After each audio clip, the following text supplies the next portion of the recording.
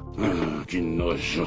O cara de cabelo curto ficou furioso, perguntando se ela não tinha acabado de pedir a eles para ajudá-la a subir de nível. Ele enfurecidamente perguntou se o Prota acabará de concluir uma missão única. O outro cara amaldiçoou, apontando o dedo para ele furiosamente. O cara de cabelo curto rangeu os dentes e ameaçou matá-lo a qualquer momento. A elfa gritou furiosa, perguntando por que ele mesmo não completou a tarefa quando teve a chance. Ele furiosamente perguntou por que ela estava correndo de uma pessoa para outra pedindo para subir de nível. Abrindo a interface, o Prota disse que parecia que ele precisava esconder seu equipamento e informações pessoais para evitar problemas mais tarde. A caixa de diálogo diz que, após esconder o equipamento, o efeito permanecerá e o traje parecerá padrão. A armadura do Prota transformou-se em roupas pretas padrão, e ele disse com um sorriso que seria melhor assim. Ao perceber que estava saindo, a elfa perguntou por que ele saiu sem nem prestar atenção nela. Levantando a mão, o Prota disse que, mesmo com ela, esses caras não conseguiriam lidar com o local para onde ele estava indo. Ela perguntou por que o cara de cabelo curto o chamou de novato de nível 1 com equipamento raro. Ele ofereceu a ele uma luta individual e ameaçou bater nele tão mal que nem sua própria mãe o reconheceria. O Prota virou-se lentamente, olhando para ele, e perguntou se ele realmente queria tentar. Os meninos ficaram atordoados. O cara com as orelhas de elfo disse que ele era muito arrogante. Mas não vem porque é cagão. Quando o Prota afastou, ele sussurrou que esses caras e essa garota eram o par perfeito. O cara furioso com cabelo curto exigiu que ele repetisse suas palavras mais alto. O Prota respondeu que não tinha tempo para brincar com eles. A elfa pensou irritada sobre como ele era sem vergonha, e agora tudo que ela podia fazer era andar por aí com esses idiotas. Ela correu até eles, sorrindo a Vardri, e pediu que a ajudassem a subir de nível. O garoto com as orelhas de elfo perguntou irritado se ela queria ir com ele. O cara com capuz verde pensou que o Prota era legal. A elfa disse que ela mostraria a eles uma roupa interessante, e eles responderam que não eram pessoas mais, e ela podia confiar neles. Mapa do 5º nível do ANT Army Hollow. O mapa mostra a área de recreação, o anel externo e a zona de 2 a 3 níveis, o anel do meio, a zona de 4 níveis, o anel interno, a zona do 5º nível. Um grupo de pessoas do nível 3 ao 5 luta contra monstros parecidos com insetos no ANT Army Hollow. No anel do meio, o cara de óculos gritou para o capitão que sua mana estava prestes a acabar e a poção também tinha sido usada. Ele sugeriu recuar. O capitão, brandindo sua espada, respondeu que estavam no anel do meio e o nível mais alto de formigas aqui não ultrapassaria o 4º nível. Ele disse que conseguiriam lidar com isso e se retirariam depois de lidar com essa onda, atingindo as formigas com seu escudo. O orc notou que haviam subido de nível em 3 dias, sugeriu que tentassem o anel interno no dia seguinte e então enriqueceriam com os itens de lá. Algo verde voou bem na frente de seu rosto. Era uma flecha que perfurou a cabeça da formiga. A arqueira disse para nem pensar em ir para o anel interno. Ela afirmou que todas as formigas estão no círculo interno do 5º nível e atacarão em grupos. Ela perguntou se ele achava que seria igual ao círculo do meio. O ladrão empunhando uma adaga disse que há uma regra no Vale do Céu que proíbe os jogadores de entrar em lugares no mapa que são mais altos que o nível pessoal do jogador. Disse que tiveram sorte de poder chegar ao 5º nível no anel do meio. Ele disse que ouviu ouviu dizer que os jogadores que atualmente entram no Anel Interno são membros dos grupos de elite do 5º nível das 5 principais guildas. Todos eles têm equipamento de nível 5 e pelo menos 2 magos curandeiros para restaurar a saúde do tanque, que vai despencar. O ladrão, com uma expressão séria, disse que todos sabem que bons itens caem no círculo interno, mas é preciso ser capaz de lidar com isso. As equipes de elite das 5 principais guildas só vão lá pelo bem dos itens. O orc ergueu sua espada e gritou para os outros se concentrarem nos monstros, dizendo que estavam quase terminando. A arqueira notou algo na direção oposta. Ela pediu a eles para dar uma olhada e perguntou se ela era a única que viu. O prota usou sua adaga para matar as formigas que se aproximavam. Ela notou o nível acima da cabeça dele. O prota cortou a formiga ao meio com um balanço de sua adaga. Eles ficaram surpresos ao descobrir que ele era um ladrão de nível 1. Com um rosto sério, eles o encararam sem entender como ele fez isso ou como chegou aqui. A arqueira gritou, dizendo-lhes para prestar atenção para onde ele estava indo. O prota estava indo em direção ao círculo interno. Quando ele chegou à borda do círculo, o prota pulou para baixo, seus olhos brilhando de vermelho. Havia muitas formigas de nível 5 abaixo, e o grupo perguntou se ele estava louco. Há 15 minutos, a caixa de diálogo diz: você tem acesso ao mapa do 5º nível do ANT Army Hollow, área de recreação. Lenny caminha por uma rua movimentada. As pessoas na rua vendem e compram itens. Observando ao redor, o prota pensou que estava no lugar certo. Uma voz perto do portão avisa para ter cuidado porque o ANT Army responderá rapidamente, então será difícil lidar com eles. Outra voz disse para não ter medo, porque isso é apenas o anel externo, e eles têm sacerdotes fortes com eles. Mapa do 5º nível do ANT Army Hollow para jogadores acima do 5º nível. A entrada está fechada. Acima do portão, você pode ver uma caixa de diálogo que diz ANT Army Hollow, anel externo, anel do meio, anel interno. A dificuldade aumenta gradualmente. O prota caminha para frente. Os ataques das formigas no anel interno são um pesadelo para os jogadores. O prota está envolto em uma energia amarela, e sob sua disfarce, você pode ver que ele está vestindo uma armadura branca. Ele pensou que, como proprietário de itens de uma missão única, este é o lugar perfeito para subir de nível. A caixa de diálogo diz: item perfeito. Poder perfeito causa 1000% de dano a monstros do 5º nível e abaixo. Corpo perfeito. Monstros do 5º nível e abaixo só podem causar 1 ponto de dano por ataque. Com um sorriso, o prota pensou em como limparia o anel interno, e até o momento em que um novo grupo de monstros aparecesse, certamente teria alcançado nível 5. Ele pensou que, como o nível deles era mais alto, ele receberia boas bonificações de experiência. A voz gritou que estava repetindo novamente. Uma mão agarrou o rosto de um cara de nível 4 com orelhas de elfo. A interface acima de sua cabeça estava vermelha. Uma garota com a espada nas costas grita para nem pensar em voltar para pegar o equipamento perdido e que primeiro ele precisa subir de nível. Ela disse para o cara ser corajoso. Gritou que ele já tinha um nome vermelho e ainda ousava vir aqui. Os outros assistiam em silêncio. O rosto da garota se contraiu de raiva, e uma veia inchou em sua testa. Ela perguntou se ele estava ciente de que a penalidade para um nome vermelho é perder um item aleatório na morte. Ela disse que tinham desonrado a guilda deles. A caixa de diálogo diz: assassino de jogador de nome vermelho. O nome de um jogador ficará vermelho se eles matarem outro jogador. A morte na presença de um nome vermelho resultará em uma penalidade na forma de perda de experiência e um item aleatório de equipamento. A duração do efeito de nome vermelho depende da gravidade do crime. O texto na caixa de diálogo vermelha foi cortado com uma grande cruz. O cara agachado respondeu que antes disso, tudo que ele tinha feito era limpar o anel do meio com a equipe, mas ele não conseguia imaginar que haveria tantas formigas no anel interno. Ele disse que a diferença entre os anéis do meio e interno era grande demais e isso custaria caro a ele. O cara de cabelo preto suspirou e disse a ele que a dificuldade do anel interno não deveria ser subestimada e que se deve ter cuidado, mesmo como uma equipe de nível 5. Ele disse que todo o grupo deles poderia ter morrido por causa do erro dele. Ele disse que agora ele era um cara de nível 4 após perder um nível, então eles não eram mais um grupo de nível 5. Ele perguntou se ele ainda queria voltar para o item que perdeu. O prota passa por eles, e o cara de cabelo preto disse que eles vão morrer um dia. O prota prestou atenção nas palavras sobre a guilda Misty Cliff e lembrou que era uma das 5 grandes guildas. Ele pensou que apenas jogadores talentosos da grande aliança dos 5 tinham a força para entrar aqui. Até agora, o cara sentado no chão chamou o prota de forma irritada, chamando de ladrão de nível 1, e perguntou se ele gostava de bisbilhotar conversas alheias. Uma lâmina de espada bloqueou seu caminho, e a garota disse que daria a ele um conselho. Ela disse que não havia necessidade de ir lá e morrer, e que não era um lugar para alguém de nível 1 ganhar experiência. Fazendo uma careta, ela disse que se ele viesse pensando que tinha sorte, seria apenas uma perda de tempo. Ela disse que era melhor para ele ir para um local de nível 1 ou 2 e aumentar seu nível. O prota pensou que as pessoas da guilda Misty Cliff não eram ruins e tinham um comportamento melhor do que alguns deles. Ele baixou a espada da garota com a mão e perguntou: e se ele dissesse que traria o item que eles deixaram lá e o venderia? O cara loiro levantou uma sobrancelha em surpresa e perguntou se a cabeça de LYN estava bem. A garota cerrou os dentes exasperada e disse que não tinha tempo para brincar com ele. Ela perguntou sobre ele ser um ladrão de nível 1 e querer entrar no círculo interno para ajudá-los a recuperar o equipamento. LYN afirmou que sim e que precisava do dinheiro. Ele perguntou onde tinham perdido o item e se mais alguém poderia tê-lo pegado. O cara de cabelos escuros respondeu que ele ainda deveria estar lá, pois naquele momento, para encontrar uma posição melhor para lutar contra os monstros, eles escolheram especialmente uma rocha no círculo interno. Ele disse que, depois de ser cercado por formigas, seu bastão de chamas de nível 5 caiu ali mesmo. Ele disse que o sol se poria em breve, e não havia mais ninguém no círculo interno quando saíram, então ninguém o teria pego. A garota perguntou ao prota se ele estava falando sério. O cara de capa verde concordou com ela, franzindo o senho, e disse que mesmo que ele tivesse a poção de invisibilidade, ainda não conseguiria tirá-lo. Ele disse que o efeito da poção terminaria antes que ele conseguisse entrar e sair. O prota já tinha ido embora e não foi ele quem disse que não precisavam se preocupar, porque ele já tinha considerado essas situações. Furiosa, a garota perguntou para onde ele tinha ido. O prota caminha em direção ao círculo interno e levanta a mão, dizendo-lhes para descansar, lembrando-se de pagar a ele e nunca sair até que ele retorne. A garota perguntou se ele entendia a protauagem humana. O cara loiro perguntou se ele estava brincando. O cara de cabelos escuros perguntou ao capitão quanto deveriam pagar a ele. Enquanto ela guardava a espada atrás das costas, ela perguntou se ele realmente acreditava que um ladrão de nível 1 seria capaz de devolver o item deles e se a cabeça dele estava boa. O prota caminha pelo círculo externo, cercado por pessoas lutando. Uma voz pede para restaurar sua saúde porque ele quase morreu. Outra voz gritou que ele não tinha mana. Outra voz pede ao mago para cobri-lo. LYN pensou que havia muitas pessoas aumentando seus níveis aqui. Ele decidiu correr diretamente para o círculo interno. Uma adaga apareceu em sua mão, franzindo a testa. Ele pensou que deveria alcançar o 5º nível hoje. Ele correu para a frente. Uma caixa de diálogo anunciou que as formigas haviam aparecido. 2 formigas de nível 3 surgiram na frente do prota. Ele cortou as formigas ao meio com um único golpe de sua adaga. A caixa de diálogo diz: ativar poder perfeito, causar 1000% de dano. O cara bloqueia os ataques das formigas com sua espada e o mago atrás dele diz que sua bola de fogo está quase pronta. Eles ficaram surpresos ao ver que a formiga na frente deles foi cortada ao meio. Eles se viraram, surpresos, sem entender o que era. O prota corre em direção à formiga de nível 4, pensando que chegou ao círculo médio. Usando um backstab, o prota estava no ar acima do círculo médio, sorrindo satisfeito. O Or com a espada gritou para os outros se concentrarem nos monstros e disse que estavam quase terminando. A arqueira apontou para o lado e pediu a todos que olhassem lá. Ela gritou para ver para onde o ladrão de nível 1 estava indo e disse que era o círculo interno. Eles perguntaram se ele estava louco. O prota pulou para o círculo interno, que estava cheio de formigas. Ele pulou onde as formigas imediatamente partiram para cima dele, causando um ponto de dano cada. O prota girou em um redemoinho de golpes com energia amarela, cortando e dispersando as formigas ao redor. A caixa de diálogo anunciou que ele havia alcançado o 2º nível. Render os dentes. Ele pensou sobre como o círculo interno realmente dava muita experiência. Fazendo uma careta, ele decidiu que, como não havia mais ninguém ali, aproveitaria a oportunidade para matar todas as formigas. A voz disse que estava escurecendo e eles deveriam voltar. Ele acrescentou que as formigas no círculo médio estavam quase todas mortas. Outra voz chamou para olhar para o círculo interno. Uma multidão de pessoas estava na borda do círculo interno, onde o chão estava coberto de formigas mortas. O orc perguntou o que tinha acontecido. A arqueira disse que todos esses corpos eram formigas de nível 5. Uma voz na multidão disse que viu com seus próprios olhos que ele era de nível 1 quando chegou aqui. O cara de cabelos loiros exclamou surpreso que o ladrão ainda estava vivo. Ele ficou surpreso e disse que ele limpou o círculo interno sozinho, ganhando experiência extra por ter inimigos que superavam seu nível. A arqueira disse que ele já havia levado seu nível do 1º para o 5º.